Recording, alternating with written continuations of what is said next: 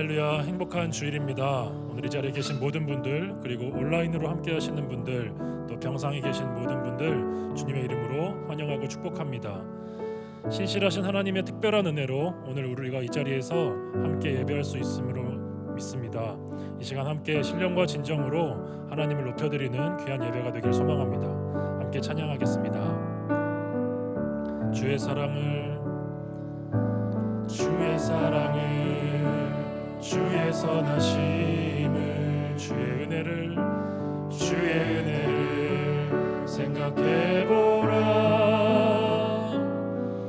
하늘보다도 더 높으신 아버지의 사랑 크고 놀랍네. 아버지 사랑 크고 놀랍. 한 번 더 찬양합니다. 주의 선하심을 주의 은혜를 생각해보라. 하늘보다도 더 높으신 아버지의 사랑 크고 놀랍네. 아버지 사랑 크고 놀랍네. 내 어찌 그 사랑이지리, 내 어찌 그 사랑이지리, 내 어찌 주의 긍휼 잊으리. 내 영혼의 모든 소원 만족시킨 하나님.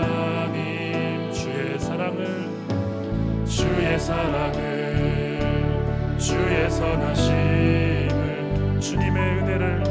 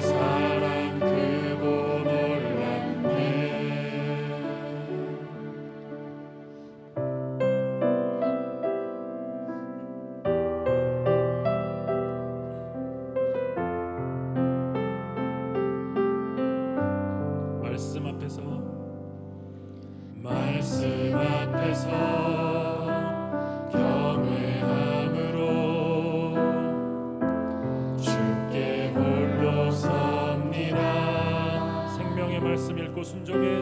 생명의 말씀 읽고 순종해 주를 예배합니다. 한 번 더 말씀 앞에서 겸회함으로 주께 홀로 섭니다. 생명의 말씀 읽고 순종해 주를 예배합니다.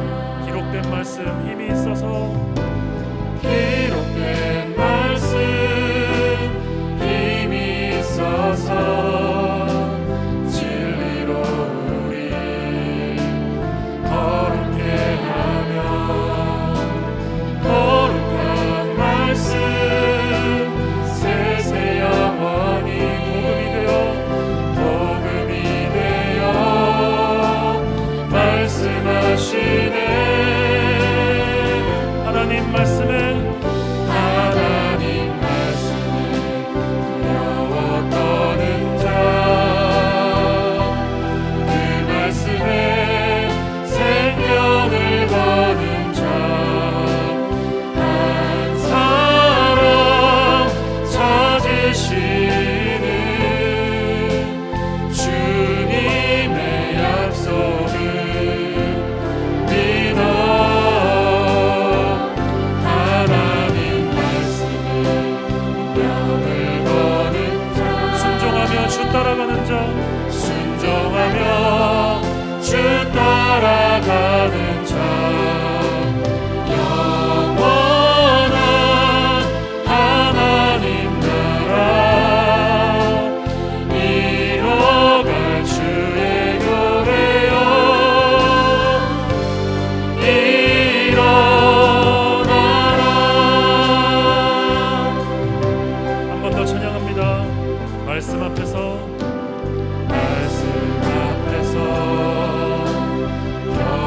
겸회함으로 주께 홀로 섭니다. 생명의 말씀 읽고 순종해. 생명의 말씀 읽고 순종해 주를 예배합니다. 기록된 말씀 힘이 있어서 기록된 말씀 힘이 있어서 진리로 우리 거룩해 하며 거룩한 말씀 세세 영원히 복음이 되어 말씀하시네. 하나님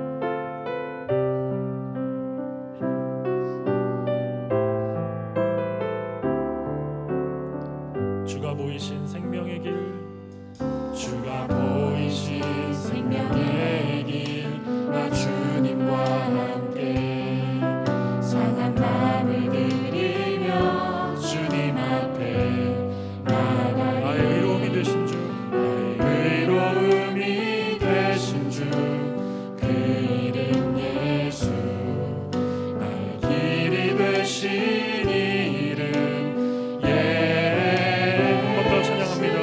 주가 보이신 주가 보이신 생명의 길, 나 주님과 함께 상한 마음을 드리며 주님 앞에 나아가리. 나의 의로움이 되신 주, 그 이름 예수. 나의 길이 되신 나의 길이 되신 이름 예수. 나의 길 오직 그가 하시나니, 나를 단련하신 후에 내가 정금같이 내가 정금같이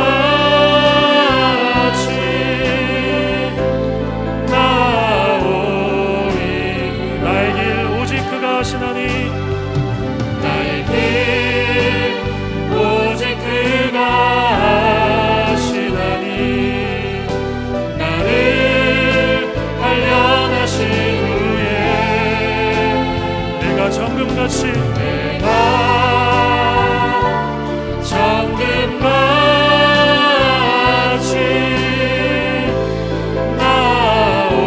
나오리라. 내가 정금같이 내가 정금같이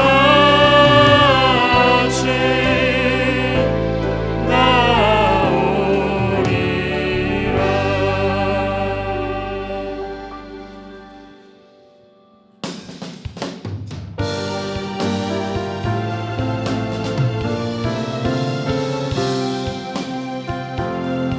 왕이신 하나님, 왕이신 하나님 높임을 받으소서. 찬양하리라. 영원히 높임을 받으실 그 이름 찬양하리라.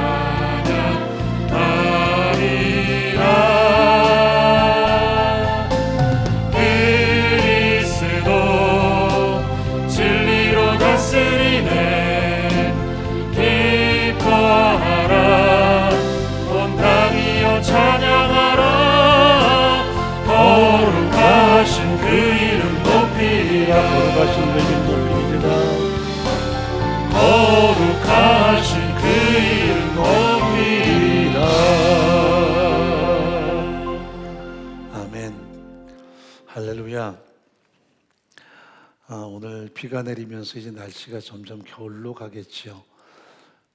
어떻게 보면 코로나와의 전쟁이 더 한번 심해지는 듯한 느낌이 듭니다만은 우리가 하나님을 의지하는 가운데 소중한 결과들이 맺혀지기를 바랍니다. 우리가 방역에 철저하게 준수해서 오늘 예배를 올려드립니다. 여러분들이 들어오시기에 좀 어려움은 있지만 우리가 서로 간에 소중한 예배를 올려드릴 때 서로 어려움 없도록 은혜가 가득한 시간 되기 바랍니다. 자, 마스크를 다시 한번 코를 눌러주시고요. 예, 잘 얼굴에 맞추시기 바랍니다. 이제 우리 다 같이 일어나서 하나님께 영광의 찬양 올려드리며 거룩한 주일 예배 드리겠습니다.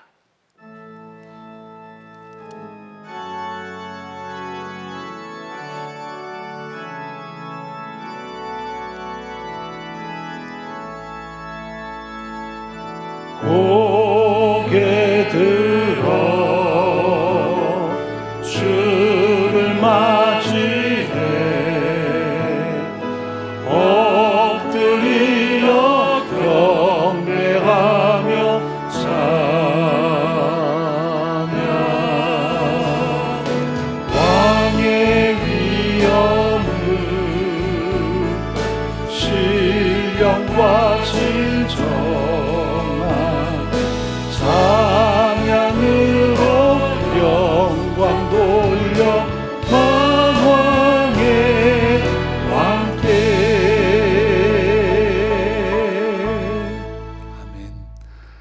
하나님은 영이시니 예배하는 자가 성령과 진리로 예배라고 말씀하셨습니다.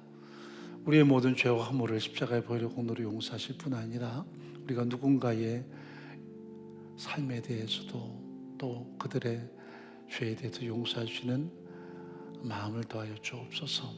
거룩한 임재가 가득한 시간, 말씀 앞에 서는 이 시간 되게 도와주옵소서. 우리 함께 침묵 가운데 기도 올리겠습니다.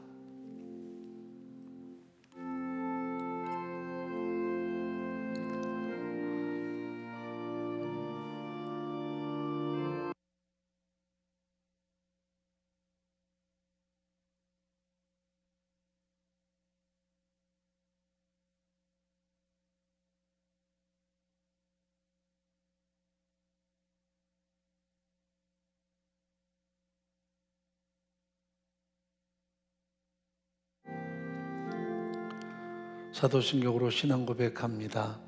전능하사 천지를 만드신 하나님 아버지를 내가 믿사오며 그 외아들 우리 주 예수 그리스도를 믿사오니 이는 성령으로 잉태하사 동정녀 마리아에게 나시고 본디오 빌라도에게 고난을 받으사 십자가에 못 박혀 죽으시고 장사한 지 사흘 만에 죽은 자 가운데서 다시 살아나시며 하늘에 오르사 전능하신 하나님 우편에 앉아 계시다가 저리로서 산자와 죽은 자를 심판으로 오시리라.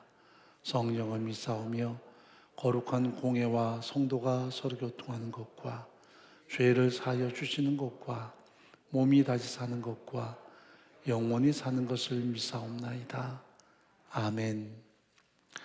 자리에 앉으셔서 하나님 앞에 찬양 137장 올려드리겠습니다.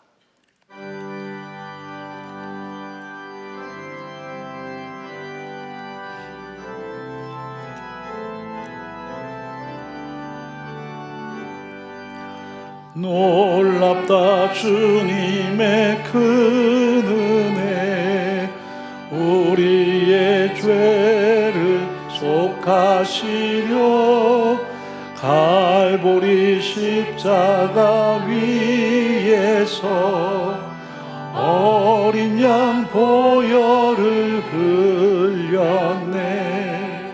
주의 은혜 우리의 죄를 다 씻었네. 주의 은혜 우리의 죄를 다 씻었네. 죄악은 성난 파도같이 우리 영혼을 위협하며 헤아릴 수 없는 주의 십자가에서 나타냈네. 주의 은혜 우리의 죄를 다 씻었네. 주의 은혜 우리의 죄를 다 씻었네. 죄악에 물든 영혼들을 주께서 피로 씻으시네. 지금도 흐르는 그 피에 눈보다 더 이게 씻어라. 주의 은혜 우리의 죄를 다 씻었네. 주의 은혜 우리의 죄를 다 씻었네. 피할 수 없는 그 은혜를 믿는 자에게 거저 주네. 영 형제여 주 앞에 나와서 더 지체 말고 곧 받아라. 주의 은혜 우리의 죄를 다 씻었네. 주의 은혜 우리의 죄를 다 씻었네.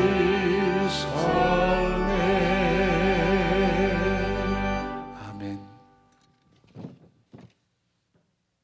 참 좋으신 하나님 아버지, 지난 한 주간도 하나님의 신실하심과 극진하신 사랑으로 우리의 삶을 인도해 주심을 감사드립니다. 지난 한 주간 우리의 삶이 하나님의 자녀로서 세상에 대하여 본이 되는 삶을 살지 못하고 세상의 유혹과 현실에 대한 나약한 삶을 살지는 않았는지 돌아보게 하시고 용서하여 주시옵소서.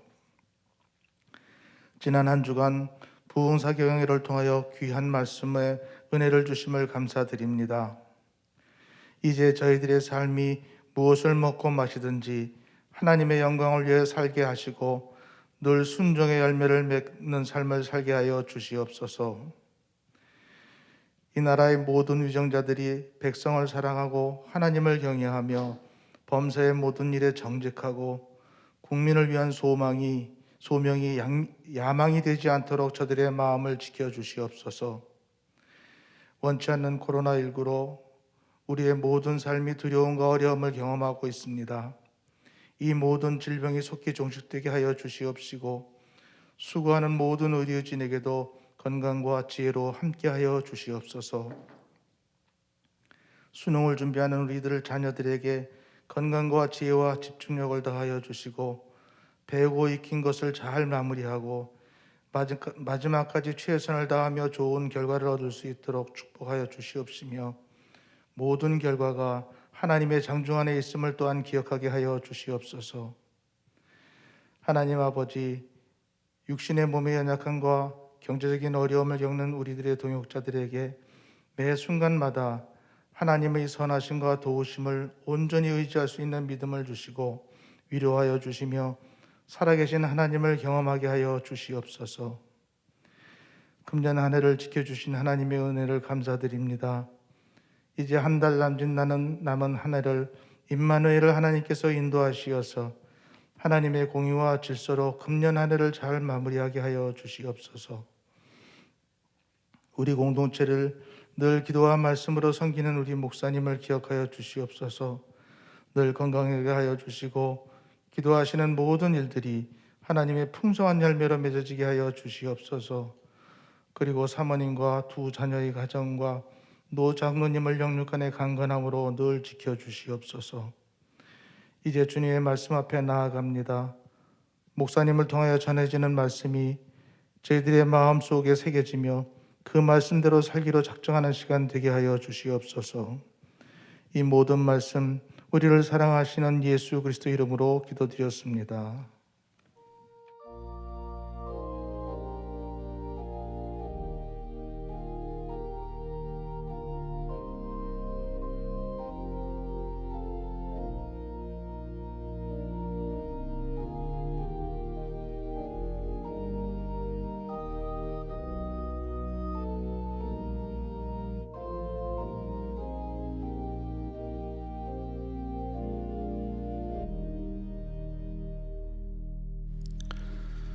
몇 가지 광고 말씀 올려드리도록 하죠. 지금 우리는 현장 예배가 재개되고요, 또 회복돼가는 중이지만 그러나 다시 한번 코로나가 또 창궐하고 있습니다. 그래서 결코 만만치 않은 연말을 맞이할 듯합니다. 다음 주 지나가면 또 수능이 있고요, 전국에 50만 넘는 수험생들이 또 수험을 치르고 또 그들을 통해서 어떤 상황들이 만들어질지 예측할 수 없는 상황입니다. 우리 여전히 기도할 거고요. 다만 현장 예배는 계속 회복해 나가야 되겠지만 그러나 만일의 상황이 되면 방역 당국에 의해서 모든 예배에 대한 다양한 결과들을 여러분 앞에 공지하도록 하겠습니다. 지금도 현장에서 예배하는 분들뿐 아니라 또 부득이하게 온라인 예배를 드리는 모든 분들에게 동일한 은혜가 있기를 바라고요. 또 현장을 우리가 반드시 사수한다는 개념보다는 가급적이면 현장 예배에 열심을 내지만 부득이한 경우에는 여러분이 온라인으로 전환해도 괜찮을 듯합니다. 특히 자신의 모든 상황과 처지에 맞게끔 또 책임 있는 분들은 스스로 잘 스스로를 지혜하시기를 바라고요. 오늘 모든 예배는 현장과 온라인 예배가 병행해서 드려지고요. 지금 보시는 대로 가림막이 지금 쳐져 있습니다. 예, 저를 아예 또 잘라버렸네요. 예, 그래서 이건 방역 당국에 의해서 어제 저녁에 갑자기 공지가 돼서 인천 지역은 모임은 가능해졌지만 이제 목회자가 3m 이상 거리두기가 되는 강단이면 가림막을 설치해서 마스크를 쓰지 않아도 된다. 그러나 가림막을 설치하지 않는 경우에는 마스크를 쓰라 해서 가림막을 설치하게 됐습니다. 그래서 철저하게 순수하며 우리가 예배를 드리게 될 것입니다. 대신에 새벽과 수요 예배는 온라인으로 대체하는 상황이 계속되고 있고요. 우리가 지난 주간에 부흥사기가 있었습니다. 10번의 모임이 계속됐고 사실 긴장은 했습니다. 어떤 일이 벌어질지 모르잖아요. 다행히 아직까지는 아무런 일이 없어서 감사하고 우리가 더더욱 잘 방역에 힘쓰고 스스로의 건강을 잘 관리하시기를 바랍니다. 주일 저녁 예배 시점은 지난주에는 부흥상이 때문에 드렸지만 또 잠정적으로 당분간 드리지 못한다는 거 이해해 주시고요. 가정 예배 드릴 수 있도록 날마다 솟는 샘물을 참조하셔서 여러분들이 가정에서 예배하시기 바랍니다. 오후 4시에는 유튜브 온라인 순장만이 진행이 되고요. 모든 사랑방도 비대면으로 진행이 될 예정입니다. 교육 파트는 지금 현장 예배와 온라인이 함께 병행되고 있습니다. 우리 자녀들이 예배할 수 있도록 잘 지도해 주시기 바라고요. 새가족 모임도 진행됩니다. 다만 철저한 거리두기와 또 가림막에 의해서 모임이 계속되기 때문에 여러분이 잘 동참해 주시기 바랍니다. 온라인 예배 병행 기간 동안 여러분이 드리는 연보는 계좌이체도 가능하다는 것 꼭 기억하시고 함께 동참하기 바라고요. 이제 잘 여러분이 하고 있습니다만 시조손에 꼭 가입하셔서 들어오실 때 여러분이 전체적인 교조부와 여러분의 얼굴 모습이 매칭이 되면 입장이 가능합니다. 그래서 우리가 얼굴 인식 시스템을 잘 활용할 수 있도록 철저하게 여러분이 준비해 주시기 바랍니다. 또 그리스 아카데미 신입생 모집 공고가 있는데요. 초등학교 3학년 앞으로 4학년 올라갈 친구들 접수 기간은 11월 30일부터 12월 13일까지 원습해보는 그리스 아카데미 교무실이고요. 입학 설명회는 12월 5일에 실시가 될 예정인데 은혜교회 송도에서 진행이 될 예정입니다. 한 가지 반드시 참여하기 원하는 분은 여기 모바일 폰에 문자를 미리 보내셔서 예약하셔야만 참여가 가능합니다. 아무나 올 수 없기 때문에 그래서 반드시 예약을 해주시고 거기에서 통과가 되시면 참여할 수 있다는 것도 기억해 주시기 바랍니다. 혼인 김혜찬, 조현정 커플은 11시 30분에 토요일 날이죠. 바로 이 자리에서 또 이상규, 엄정진 커플은 오후 2시에 이 자리에서 시작이 됩니다. 그러나 이제 코로나19 상황에 의해서 예배할 수 있는 인원이 이제 결정이 될 예정입니다. 그래서 양가가 다 50명 이하가 될지 아니면 100명 이하가 될지는 아직 결정되지 않았기 때문에 이제 혼주 측에게 이번 주 안으로 통지가 갈 예정이고요. 철저하게 우리가 방역에 의해서 예배가 진행될 예정입니다. 또 이경찬, 장윤선 커플은 11시에 또 아나벨라 웨딩홀입니다. 우리 젊은이들을 통한 깜깜이 감염이 참 많아지고 있다고 합니다. 지금 50% 정도가 본인은 무증상인데 감염을 시키는 그런 요인들이 나타나고 있습니다. 위험하죠. 그래서 주말에 청년들이 많이 모이면 웃잖아 하는데 그러나 제가 참 원하는 것은 그래도 혼인은 진행돼야 되고요. 우리가 더 철저하게 방역에 의해서 모든 예배가 진행이 되고 또 토요일 날 혼인 예배가 끝나면 우리가 더 확실한 방역을 해서 주일을 준비하게 될 것입니다. 그러니까 안심하시고 예배 참여도 될 것 같고요. 저도 혼인 예배 때는 마스크를 쓸 겁니다. 가림막 뿐만 아니라 그래서 우리가 혼인 예배는 정말 소중하기 때문에 여러분이 많이 축복해 주시고 격려해 주시기 바랍니다. 또 기타 자세한 상황들은 주보를 참조해 주시기 바라고요.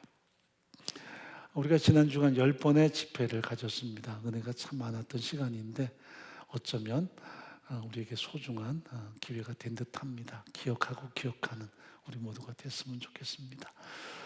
저도 혼자 이렇게 새벽 기도하고 또 수요 예배도 온라인으로 항상 해왔잖아요. 그래서 이렇게 앉아서 설교를 듣는데 첫 시간, 두째 시간 힘들더라고요. 이게 문제구나. 훈련이 안 되니까요. 막 곤비해지더라고요. 그래서 스스로를 많이 책망을 했습니다.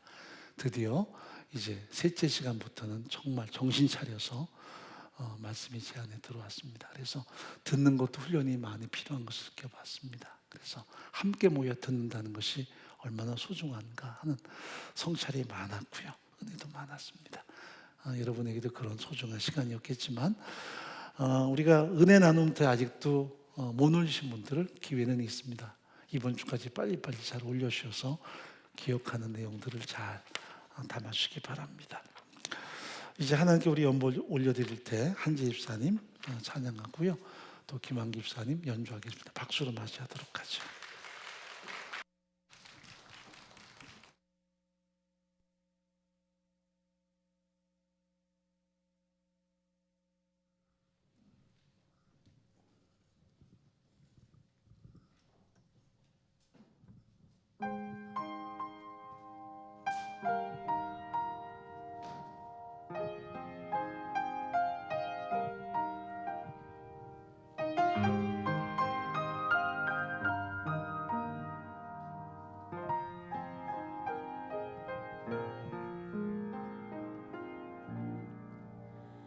내 평생 살아온 길 뒤돌아보니 짧은 내 인생길 오직 주의 은혜라. 내 평생 살아온 길 뒤돌아보니 짧은 내 인생길 오직 주의 은혜라. 주의 은혜라 주의 은혜라. 내 평생 살아온 길 주의 은혜라 주의 은혜라. 탐이 없는 사랑 달려갈 길 모두 마친 후 주 얼굴 볼 때 나는 공로 전혀 없도다. 오직 주의 은혜라. 지금까지 지내온 것 주의 크신 은혜라. 한이 없는 주의 사랑 어찌로 말하랴. 자나깨나 주의 손이 항상 살펴주시고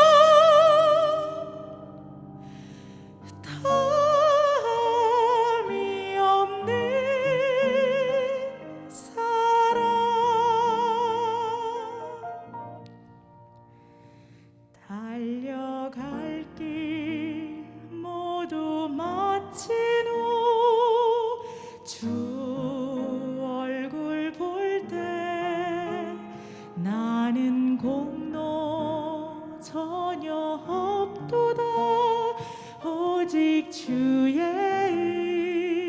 은혜라. 나는 공로 전혀 없도다. 오직 주의 은혜라.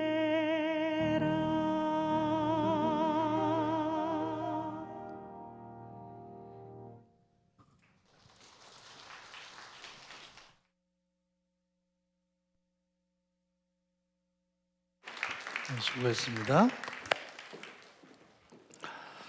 예, 하나님 말씀 보도록 하죠. 구약성경 신명기 8장에서 보겠습니다.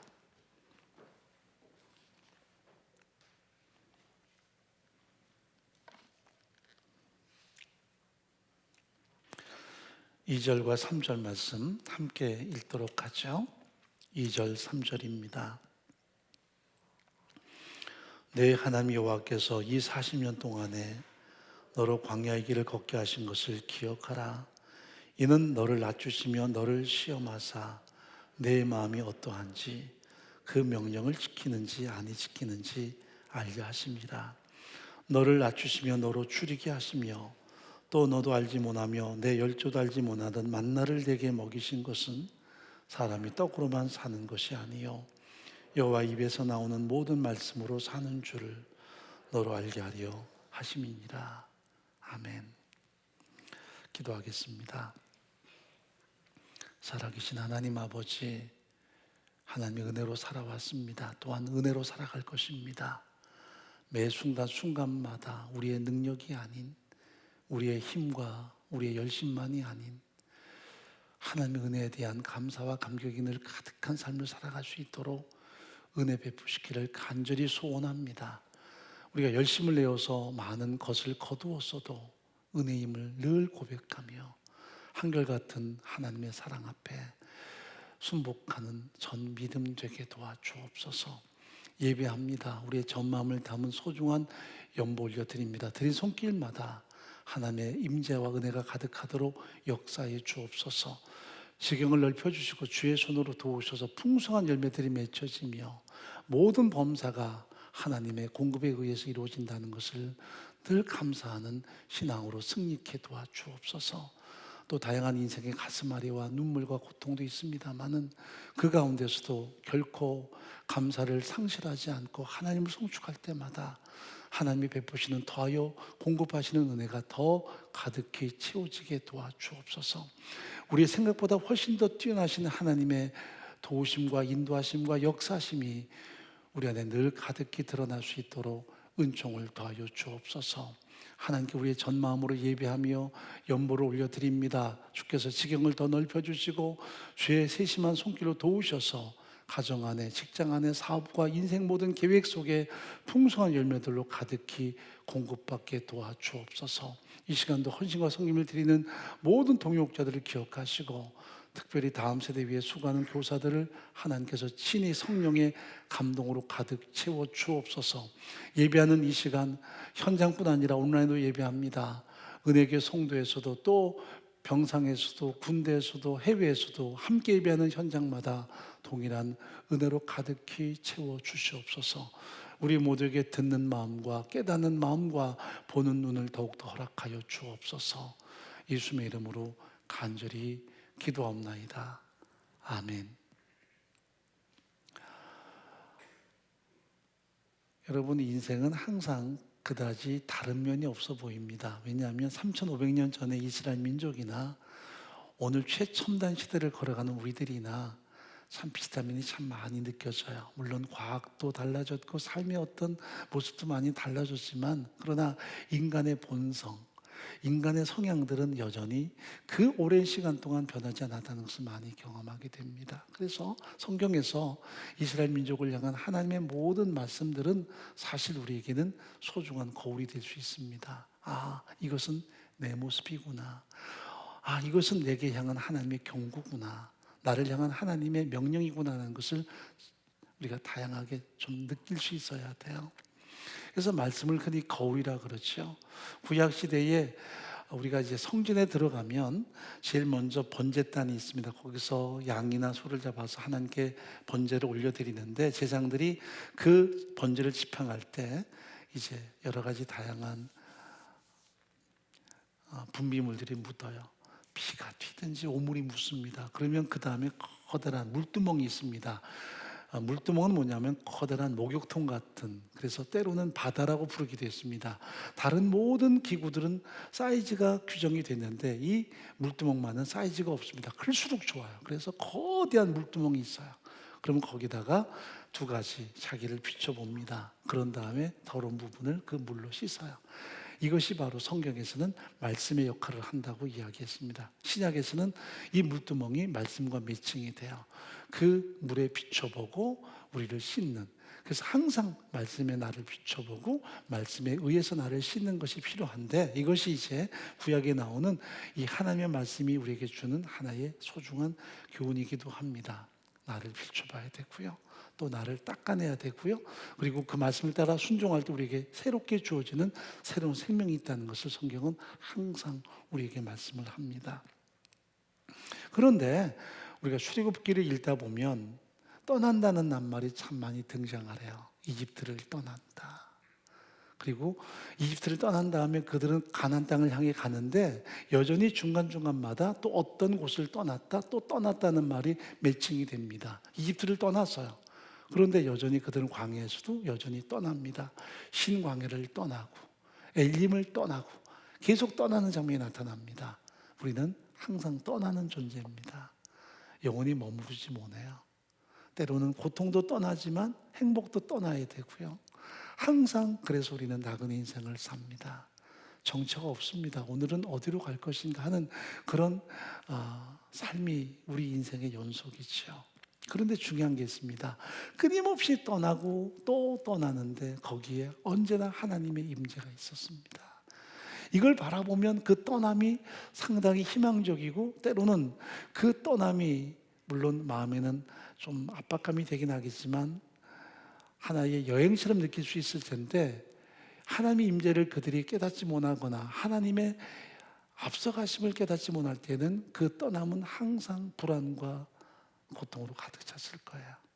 그래서 우리가 항상 떠나지만 과연 하나님의 임재 앞에 우리가 나아갈 것인가, 아니면 내 홀로 나갈 것인가는 우리의 삶 속에 다양한 상황들을 만들어 갈 거예요. 많은 상황들이 우리 앞에 연출됩니다. 근데 과연 희망이 많으냐 아니면 절망이 많으냐, 그런 모습들이 우리에게 끊임없이 반복이 돼요. 그래서 오늘도 떠납니다. 행복할 때 계속 머물고 싶은데 떠납니다.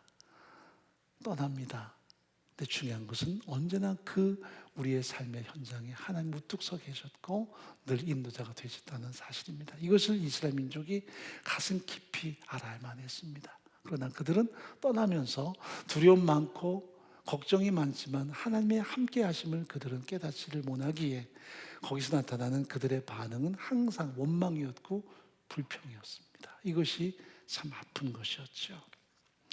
자, 우리가 출애굽기 13장 한번 읽어보겠습니다. 여호와께서 그들 앞에 행하사 낮에는 구름 기둥으로 그들의 길을 인도하시고 밤에는 불 기둥으로 그들에게 비추사 주야로 진행하게 하시니 낮에는 구름 기둥 밤에는 불 기둥이 백성 앞에서 떠나지 아니하니라. 이 구름 기둥과 불 기둥은 그 현상 자체가 중요하지 않습니다. 그것은 하나님의 임재의 표상이었습니다. 하나님이 너희와 함께한다는 하나의 선언이었습니다. 그래서 뜨거운 때앞에 밑에서 그들이 그늘을 느끼며 사는 것도 시원해만이 아니라 하나님의 품 안에 우리가 거하는구나. 추운 밤을 지날 때에 따뜻한 불기둥이 그들을 비춰줄 때에도 따뜻하다가 아니라 우리가 하나님의 품 안에 거하는구나 하는 것을 일깨워 주는 것이 구름기둥과 불기둥의 역할이었습니다. 그러므로 늘 그 광야에서 하나님이 함께 하셨다는 것을 그들은 인지하고 살아야만 했습니다.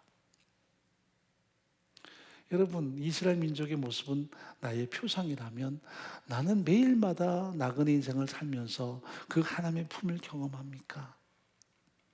대낮 같은 이 낮에뿐 아니라 인생의 밤중에도 그 하나님의 품을 경험하고 살아가나요? 때로 원망이 많지 않습니까? 절망이 많지 않습니까? 중요한 것은 그들이 움직일 때마다 사실은 하나님이 먼저 앞서서 움직이셨어요. 성경이 이렇게 말합니다. 구름기둥이 앞서 행할 때 이스라엘은 행동했다고요. 사실 이 속에는 담겨 있는 것이 두 가지입니다. 하나님이 앞서 가셨다. 그리고 그들은 하나님보다 앞서서는 안 된다는 의미가 포함이 되어 있습니다. 인생은 항상 하나님이 앞서 가십니다. 그리고 우리는 그 하나님을 따라 사는 삶을 사는 것을 흔히 신앙생활의 가장 중요한 면모라고 성경은 말씀합니다. 그러므로 이스라엘 민족이나 우리나 하나님이 인도하셨다 하는 것은 동일한 맥락입니다. 우리의 삶을 하나님이 인도하십니다. 우리는 그걸 잘 못 느끼고 살아요. 오늘도 열심히 살았고, 그리고 우리가 다양한 세상의 가치관으로 살았기 때문에 내 열심과 내 노력이 어떤 수확을 거두고 사는 것처럼 알지만, 그러나 하나님이 항상 함께 하셨고 도우셨기에 내가 지금 존재하고 있는 것입니다. 그렇게 내가 지금 걷는 것은 내 인생길처럼 보이지만 실제로는 하나님의 임재가 그곳에 가득합니다. 오늘 내딛는 한 걸음 하나님의 임재 가운데 내딛습니다. 오늘 살아가는 하루길 하나님의 임재 가운데 살아가는 하루길입니다. 그러니까 우리가 하나님의 품을 벗어나서 사는 적이 한 번도 없는데 우리는 항상 어려움이 있으면 왜 하나님 나를 떠나셨습니까? 라고 오해하고 원망할 때가 참 많아요. 항상 하나님은 나와 함께 하신다는 사실입니다. 여러분, 하나님의 사람들에게는 결코 우연이라는 말이 존재하지 않습니다. 우연은 크리스찬에게는 사용되지 않는 단어입니다. 우리에게는 섭리라는 말이 정확하게 사용되죠. 섭리는 우리 인생 속에 하나님이 직접 개입하셔서 우리의 삶의 모든 부분을 동행하시고 이끌어 주신다는 것이 섭리입니다. 하나님이 나를 섭리하십니다. 그런데 우리는 그 섭리를 우리식으로 해석할 때가 많아요. 그렇게 섭리하시면 내 삶은 얼마나 복될 것인가? 내 삶은 얼마나 평탄할 것인가? 내 삶은 얼마나 풍성해질 것인가? 물론 맞는 이야기지만 때로는 섭리하시더라도 인생은 만만치 않은 어려움을 겪을 수 있어요. 그럴 때 우리는 섭리를 더 인정할 수 있어야만 합니다. 자, 우리가 아는 내용이지만 출애굽한 이후에 그들이 홍해를 건너죠. 거대한 홍해가 가로막아서 그들은 절망에 빠지지만 뒤에는 애굽의 추적대가 쫓아오고 그 홍해 앞에서 그들 망연자실합니다. 모세야, 우리가 애굽에 매장지가 없어서 홍해 수상시키려 끌고 왔느냐고 그들은 끊임없이 모세에게 반항하죠. 그러자 모세가 하나님께 기도합니다. 그래서 하나님께서 모세에게 말씀하시죠. 모세야, 네 손에 든 게 뭐니? 예, 지팡이입니다. 지팡이를 저 바다 위로 내어 밀어 보아라. 모세가 지팡이를 바다 위로 내어 밉니다. 근데 실제로 내어 민 지팡이와 홍해가 갈라지는 사건은 전혀 의미가 달라요. 지팡이는 능력이 없어요. 나무막대기가 무슨 의미가 있겠습니까? 그는 그저 하나님께 순종할 뿐인데 하나님은 밤새도록 동풍을 불게 하셔서 홍해 속에 길을 내세요. 모세는 지팡이를 1000만 번 들어도 홍해 갈라지는 사건과는 하등 연관이 안 됩니다. 우리는 무능합니다. 그러나 하나님의 말씀에 의해서 순종할 뿐입니다. 남은 도박 같은 내지만 순종할 때 하나님이 역사하시죠. 그 홍해가 길을 내고 그들은 그 홍해 속을 걸어서 지나갑니다. 좌우에는 물벽이 서서 막 넘실거리는 그 홍해물이 그들을 막 덮을 것 같죠. 그런데 그들은 안전하게 홍해를 통과합니다. 그리고 드디어 광야에 들어서요. 얼마나 장엄한 하나님의 역사입니까? 하나님은 그들을 인도하셨고 그들은 하나님을 마음껏 송축합니다. 그리고 드디어 그들이 광야길을 사흘 만에 걸으면서 만난 현실은 오아시스가 아니었습니다. 그들이 목이 말라서 물을 찾는데 그때 그들이 찾게 된 오아시스는 너무 써서 마시지 못하는 물이었습니다. 여러분, 하나님이 늘 앞서서 진행하셔도 그들 인도하심에도 불구하고 제일 먼저 만난 사건은 마라의 쓴물이었습니다. 얼마나 물이 섰는지 마라라 이렇게 그 우물 이름을 장명합니다. 마라는 고통스럽다 하는 뜻이거든요. 하나님이 분명히 인도하심에도 불구하고 그들에게 주어진 것은 고통이었습니다. 절망이었습니다. 그렇다면 원망할 게 아니라 하나님의 뜻에 대해서 질문하고 하나님이 우리를 왜 이렇게 이끄실까에 대한 그분의 마음을 이해하는 것이 필요하겠죠. 그들은 원망부터 합니다. 우리 목말라 죽겠는데 왜 쓴물을 줘서 목말라 죽게 하느냐 하는 것이 그들의 반응이었습니다. 홍해를 건넜고 그 장엄한 하나님의 놀라운 역사를 경험했어도 그들의 입에서 나오는 것은 원망, 불평이었습니다. 모세가 기도합니다. 모세야 하고 그에게 지시하시는 한 나뭇가지 알려주셨고 나뭇가지를 꺾어서 그 물에 넣으니 물이 달아졌습니다. 우리가 볼 때는 아무것도 아니잖아요. 나뭇가지를 넣었는데 물이 달아졌어요. 사실은 원망할 거리가 없었던 것이죠. 차라리 하나님을 더 의지했더라면 하나님이 뭔가 섭리하시겠지. 지금 내가 이 물을 먹기에 너무 서서 마시지 못하는 물이지만 그래도 하나님은 분명히 우리와 함께 하시고 그분은 섭리하신다라고 그들이 고백했더라면 얼마나 멋진 결과가 빚어졌을까. 그런데 원망합니다. 그런데 이 속에 중요한 것이 담겨 있어요. 앞서 진행하시고 섭리하셔도 우리에게 고통이 올 수 있습니다. 마라의 쓴물이 올 수 있습니다. 우리가 생각하는 종교와 신앙의 괴리감입니다. 우리는 항상 종교성으로 하나님을 잘 믿고 내가 그렇게 따르니까 홍해도 건넜으니까 이제는 모든 것이 만사 형통이야. 그래서 뭐 광야에 대로를 내실 것이고 광야 속에서 우리에게 모든 걸 좋게 하실 것이야. 그런데 현실은 고통이 왔을 때 낙담하죠. 우리 생각입니다. 우리는 어느 상황이든 하나님 없이는 안 됩니다. 홍해를 건너는 것도 하나님의 역사 아니면 안 되고요. 광야를 걷는 것도 하나님의 역사 아니면 안 됩니다. 마라의 쓴물을 만나도 하나님의 역사 아니면 안 됩니다. 그런데도 그들은 마치 자기 힘으로 걷는 것인 양 유지하지 걷다가 고통을 만남에 입에서 나오는 원망, 이것이 그들의 모습이었습니다. 결국 하나님께서 이것을 통해 가르치는 당신의 계획이 있습니다. 너희 힘으로 안 된다는 것, 네 경험으로 안 된다는 것, 네 능력으로 안 된다는 것. 매 순간 환경 의지하지 마라, 조건 의지하지 마라, 하나님만을 의지하라 하는 선언을 그들은 가슴에 담아야만 했습니다. 우리가 인생을 살면서 나 환경 의지하지 않아, 사람 의지하지 않아, 조건 의지하지 않아 하는 말을 참 많이 하지만 그러나 실제로 보면 참 많이 의지합니다.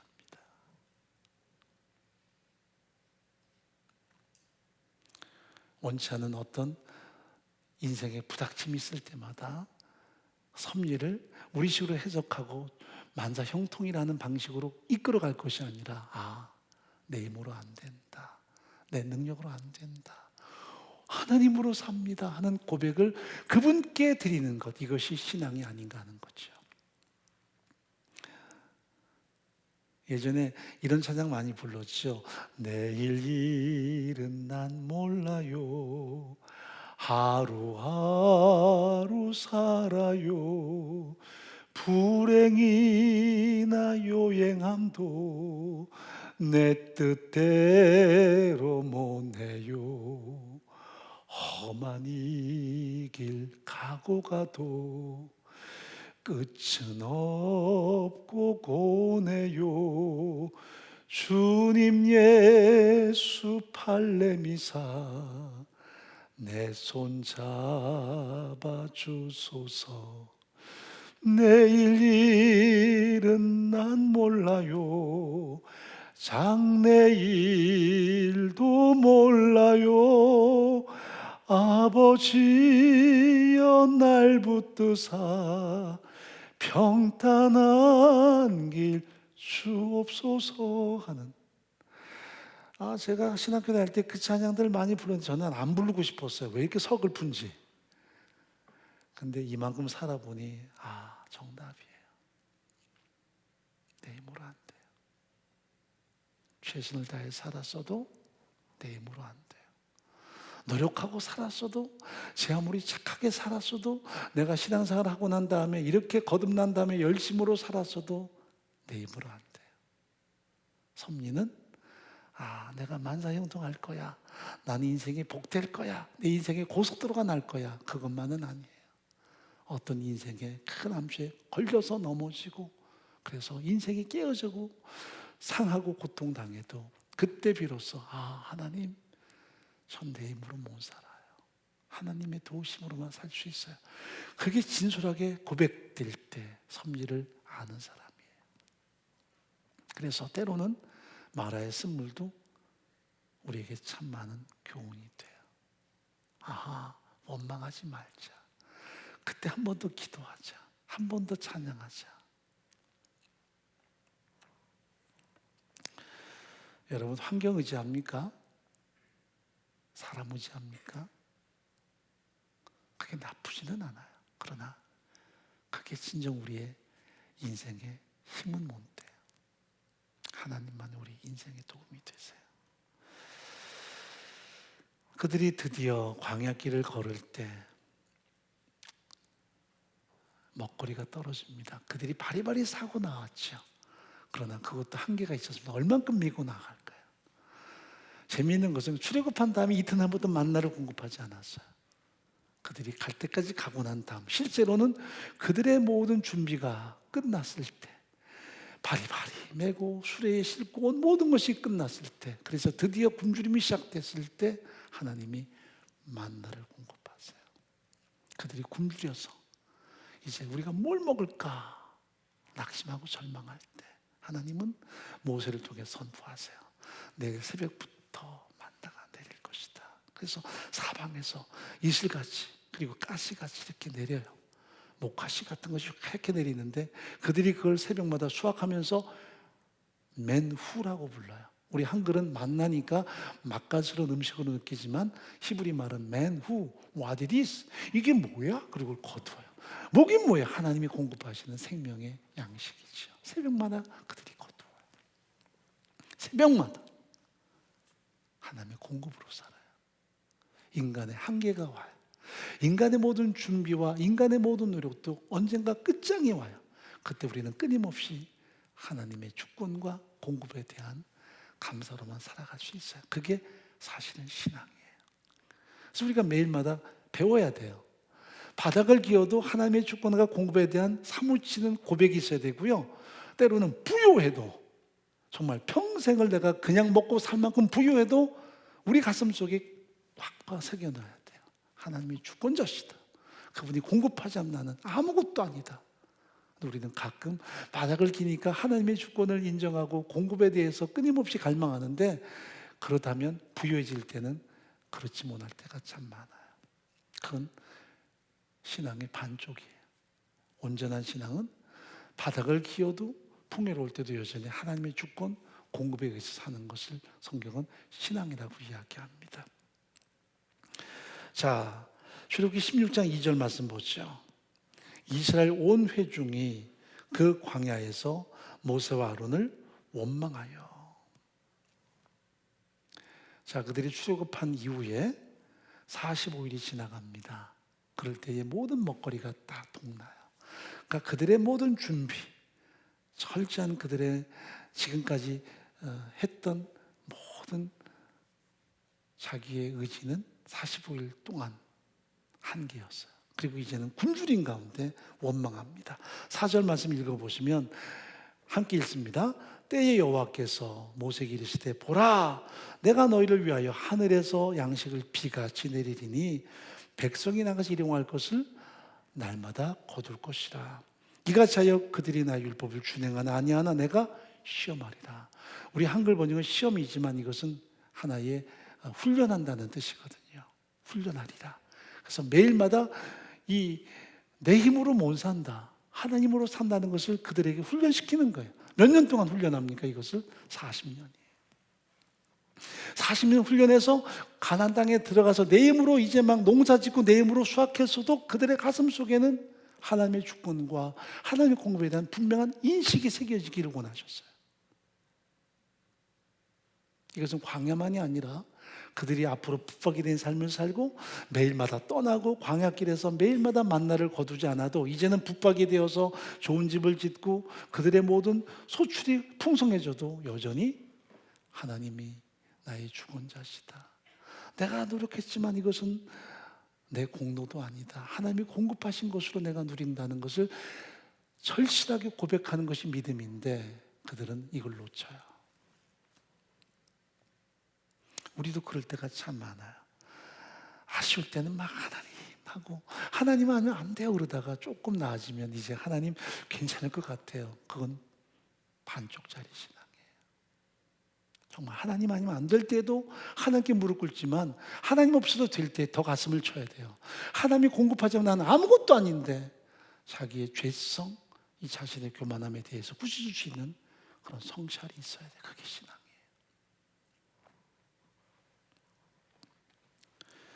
여러분, 만나를 매일마다 공급하는 것은 내가 무엇으로 사는가, 내가 어떤 사람인가에 대한 정체성에 대해서 성경은 질문하는 거예요. 나는 어떤 사람이지? 난 뭘로 살지? 내가 누군가요? 난 무엇으로 사나요? 하나님의 주권, 하나님의 공급으로 사는 것이 우리 인생이에요. 그래서 매일마다 하나님께 대해서 갈망하고 하나님의 은혜에 대해서 정말 사무치고 은혜를 기억하는 삶에는 탈진이 없어요. 우리가 엘리야를 살펴봤지만 삶의 정점에 올라가서 불응답받고 뭔가 대단한 영웅심이 그의 삶을 장악하지만 하루아침에 번아웃돼서 죽기를 구해요. 어느 누구도 예외는 없어요. 그러나 매일마다 은혜로 사는 사람들, 하나님의 공급으로 사는 사람들, 그 사람들에게는 탈진보다는 오히려 은혜에 대한 고백들이 많아져요. 똑같은 삶을 살아도요, 같은 상황이라도 누군가는 하나님의 은혜가 정말 깊이 느껴지는 사람이 있는가 하면 누군가는 인생의 가치와 의미를 잘 몰라서 번아웃되는 사람이 있어요. 내가 왜 살지? 뭐 때문에 살지? 내가 이렇게 왜 열심히 일해야 되지? 먹고 살아야 될 때는 그 일한다는 그 자체가 질문이 없었어요. 먹고 살아야 되니까요. 그런데 이제 먹고 살 문제가 벗어났으면 내가 왜 이렇게 일해야 되지? 그때부터 곤혹해지는데 우리는 여전히 은혜 아니면 안 되는 거예요.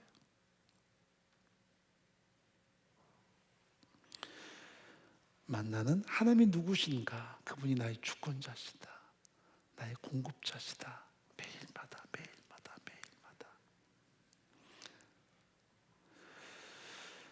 내가 만나는 고통, 내가 만나는 눈물, 무슨 의미일까? 내게 무엇을 경험하도록 하는 것일까? 여전히 하나님이 나의 공급자시다. 그러므로 좋은 것만 감사하는 것이 아니라 때로는 인생의 쓴물도 감사하자. 하나님이 늘 나와 함께 하신다. 나와 동행하신다. 이것이 성경의 가르침이라고 이야기합니다. 그러므로 만나는 우리에게 주는 교훈이 뭘까요? 다시 말합니다. 주권과 공급. 내가 아무리 노력했어도 내가 노력한 결과가 아니다. 하나님 주지 않으면 노력해도 우리는 다 빈손이에요. 헛수고예요. 우리 인생이 아무것도 아닌 거예요. 하나님이 붙들지 아니하시면. 내가 얻은 것도 내 열심과 수고의 결과가 아니다. 은혜다. 하나님의 공급이다. 땀 흘려도 안 된다. 세상은 그런 방식으로 움직이지만 우리는 여전히 은혜 아니면 안 된다 하는 것을 꼭꼭 가슴속에 담아야 돼요. 여러분, 사람이 주도 면밀하고 자기 계획이 많은 사람이 참 믿음이 왜곡될 수 있어요. 저 같은 사람 말이죠. 저는 한번 마음먹으면 해야 돼요. 계획 세우면 이루고야 말아요. 나름대로 의지가 있다고 스스로 생각을 해요. 왜냐하면 초등학교 중퇴하고 난 다음에도 의지 갖고 살려고 노력했거든요. 새벽마다 신문도 돌려보고 공장도 다녀보고 의지 아니면 못 하죠. 그런데 그럴수록 은혜 아니면 안 돼요. 그러다 보니까 자꾸 공로가 쌓여. 내가 의지를 가지고 내가 이렇게 열심히 있게 살고 최선을 다해 산다. 그리고 매일마다 내 스스로를 나름대로 이렇게 연단하고 산다. 마음먹으면 저는 매일마다 운동도 하고 매일마다 시간 가지고 스스로를 단련도 해요. 아무것도 아니에요. 아무것도 아니에요. 느끼는 게 뭔 줄 아세요? 너 아무것도 아니야. 자기 처세에 바른 사람, 자기 스스로를 잘 컨트롤하는 사람. 아, 내가 이런 계획을 세우고 이렇게 살아왔어. 열심히 이렇게 살아왔어. 난 그래도 최선을 다해 살았어. 아무것도 아니에요. 은혜 아니면. 그러니까 은혜라는 것이 함부로 산 사람에게 필요한 게 아니라 제대로 살았다는 사람에게 더 필요한 거예요. 왜? 아무것도 아니니까요. 우리 열심히 뭐예요? 제대로 산 게 뭐예요? 은혜는 아무것도 아니잖아요. 어떻게 보면 윤리도덕주로 깨끗하게 산 사람들이 사실 교만할 수 있죠. 난 깨끗하게 살았다고. 그러나 은혜 아니면 그 깨끗하게 산 게 무슨 의미가 있어요? 그들이 볼 때는 나는 저들과 달라. 아, 저들은 저렇게 죄인인데 나를 어떻게 저들과 비교해? 그러나 은혜 아니면 정말 더 불쌍한 거예요. 자기 공로로 사는 사람들이, 자기 의로 사는 사람들이. 그러므로 은혜가 우리에게 얼마나 소중한가. 바울이 이것을 깨달았을 때에 내가 하나님의 은혜 아니면 아무것도 아니다. 내가 받은 사도보다 더 많이 고생했고 더 많이 열심을 냈지만 하나님의 함께 하신 은혜 때문이다. 이것은 겸손의 고백이 아니라 그의 신앙의 진수였던 거죠. 하나님이 내게 말씀하세요. 너 아무것도 아니야. 그것은 기억하세요.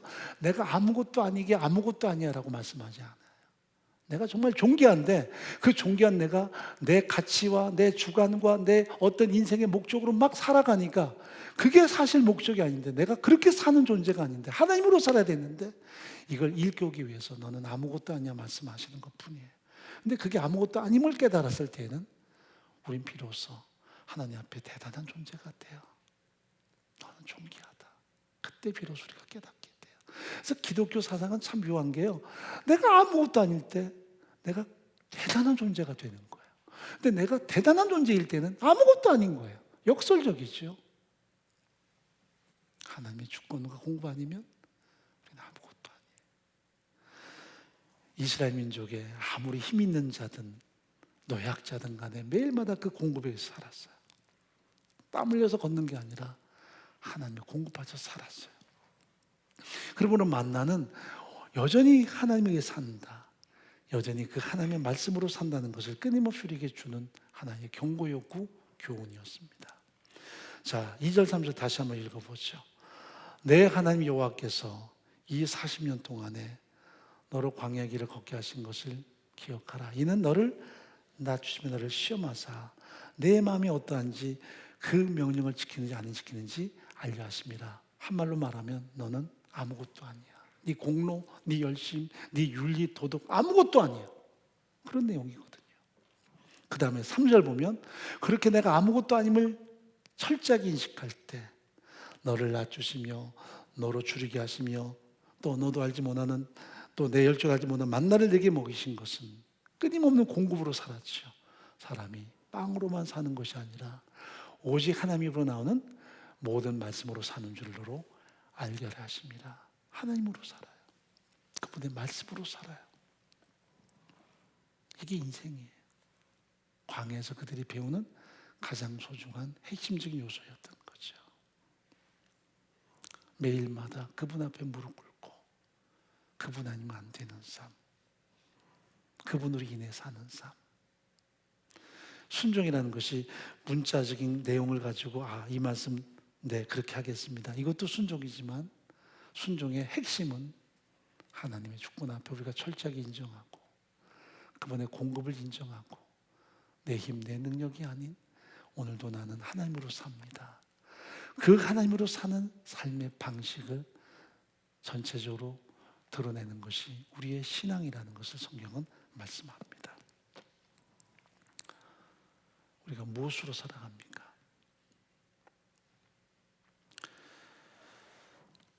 기억하고 또 기억하며 하나님의 절대 주권, 그분이 내 인생의 주권자시다. 그분이 공급자시다.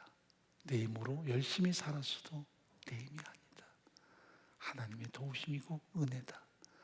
그래서 오늘도 여전히 그분으로 산다. 그분으로 사는 다양한 방식을 우리가 순종이라고 이야기한다면 매 순간마다 하나님, 나는 아무것도 아니에요. 오늘도 하나님으로 삽니다. 내가 어떻게 사는 게 하나님의 사람답게 사는 것이겠습니까?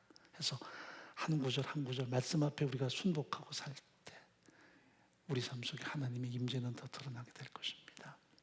모처럼 매 순간마다 그런 풍성한 은혜가 더 가득하기를 간절히 바랍니다. 하나님 아버지, 우리가 무언가 알았습니다. 내가 어떤 존재인가를 은근히 과시하게 됐습니다. 그러나 인생의 암초를 만날 때, 인생의 문제를 당할 때 나는 아무것도 아니었습니다. 두려워 떨기도 하고 절망하기도 하고 하늘이 캄캄해지기도 하고 좌절하기도 하는 나는 아무것도 아닌 약한 존재였습니다. 하나님의 은혜 아니면 우리의 삶은 하루아침에 다 무너집니다. 하나님의 임재 아니면 우리의 삶은 홀로 설 수 없습니다. 이것을 알고 매 순간마다 주권 앞에, 공급하심 앞에 감사하며 한 걸음 한 걸음 위험한 강야지만 여전히 그 말씀 따라 행동하는 저희가 될 수 있도록 하나님의 말씀에 이해하고 우리가 반응하게 하시고 그 말씀을 우리 삶으로 행동으로 옮길 수 있는 진정한 순종의 삶들이 드러날 수 있도록 인도해 주옵소서.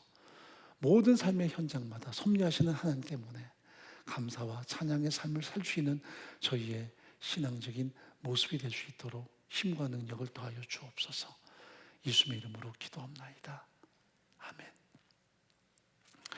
우리 다 같이 찬양합니다.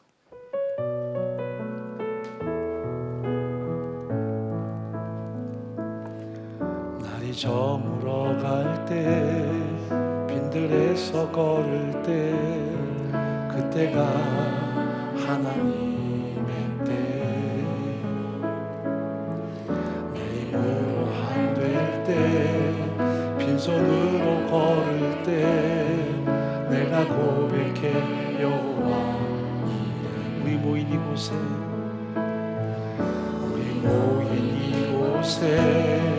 주님 함께 계시네.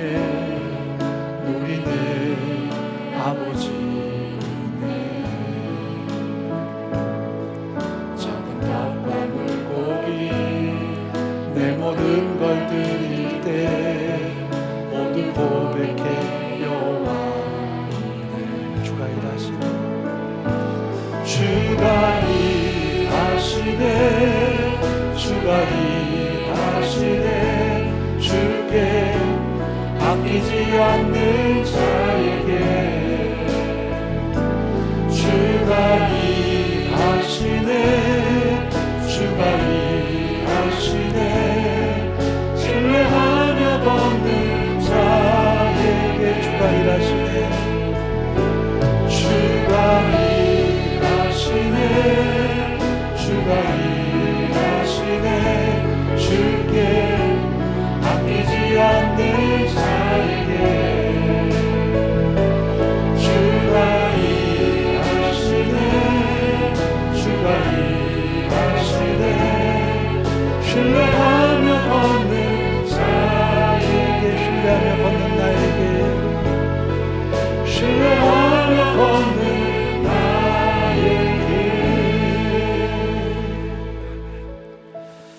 나에게. 기도하겠습니다. 이스라엘 백성은 45일 동안 자기의 힘으로 살아왔습니다. 애굽에서 가져온 먹거리 가지고 버텼습니다.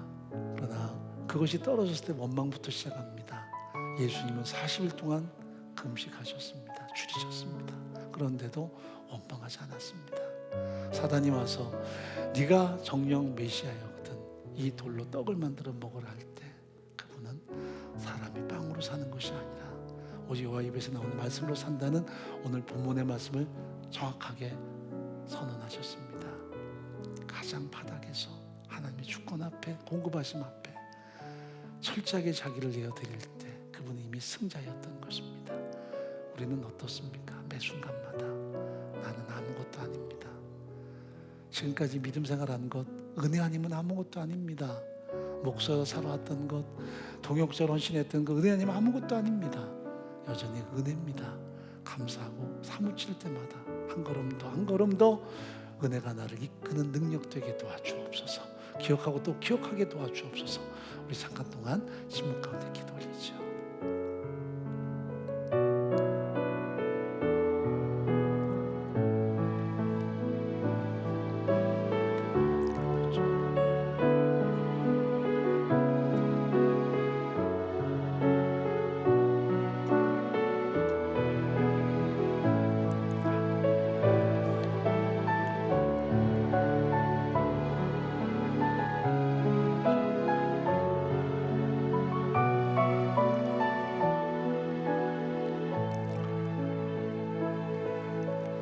지금은 우리 주 예수 그리스도의 은혜와 하나님의 사랑과 성령의 함께 하심이 존귀한 우리 모든 동역자들에게 우리의 존귀한 다음 세대 위에 공동체 위에 함께 하시기를 간절히 축원하옵나이다. 아멘.